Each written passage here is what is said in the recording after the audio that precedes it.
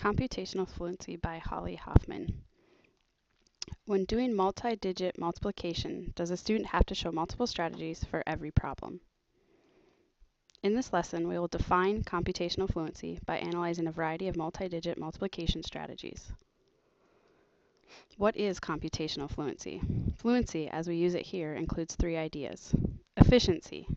Efficiency implies that students do not get bogged down in too many steps or lose track of logic of the strategy. An efficient strategy is one that a student can carry out easily, keeping track of subproblems and making use of intermediate results to solve the problem. Accuracy depends on several aspects of the problem-solving process. Among them, careful recording, knowledge of number facts and other important number relationships, and double-checking results. Flexibility requires the knowledge of more than one approach in solving a particular kind of problem, such as two-digit multiplication. Students need to be flexible in order to choose an appropriate strategy for the problem at hand, and also need to use one method to solve a problem and another method to double-check the results.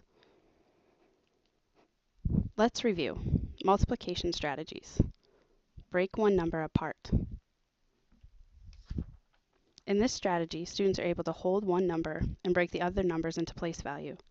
This strategy works best when there is a doubling situation, a multiple of 10, or known facts.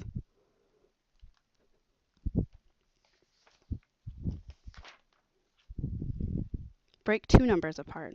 This strategy works best when we need to break both numbers by place value in order to solve. There's multiple ways a student can break both numbers. They can use an array tool to help them. They can use equations to show partial products, and the US algorithm is also another way to break both numbers. Change one number to make an easier problem. In this strategy, often students create a problem they can easily solve, many times with mental math, and then they compensate for the change in the end. Creating an equivalent problem. Another way to create an easier problem is to double one factor and halve the other. Once again, this usually creates a problem a student can do mentally because they create a multiple of 10 or a known fact. A common misunderstanding is that in order for students to be proficient in computational fluency, they need to show multiple strategies for every problem, every time.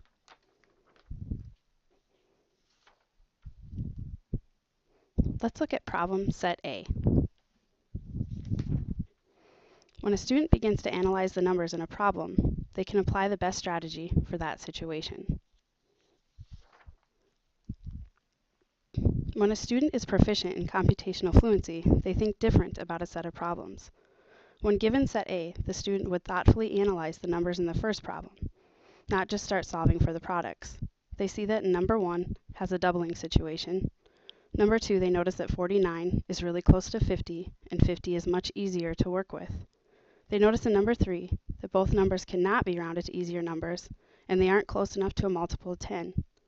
And in number 4, they notice 45 doubles, it creates a multiple of 10, and 18 is easily halved.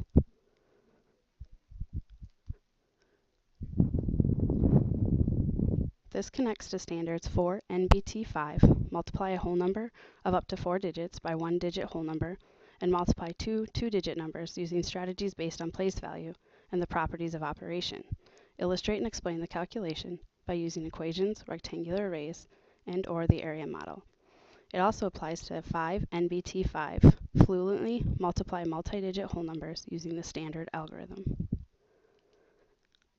When using computational fluency, students are using all of the mathematical practices, but it focuses on practice 6, attend to precision, practice 7, look for and make use of structure, and practice 8, look for and express regularity in repeated reasoning.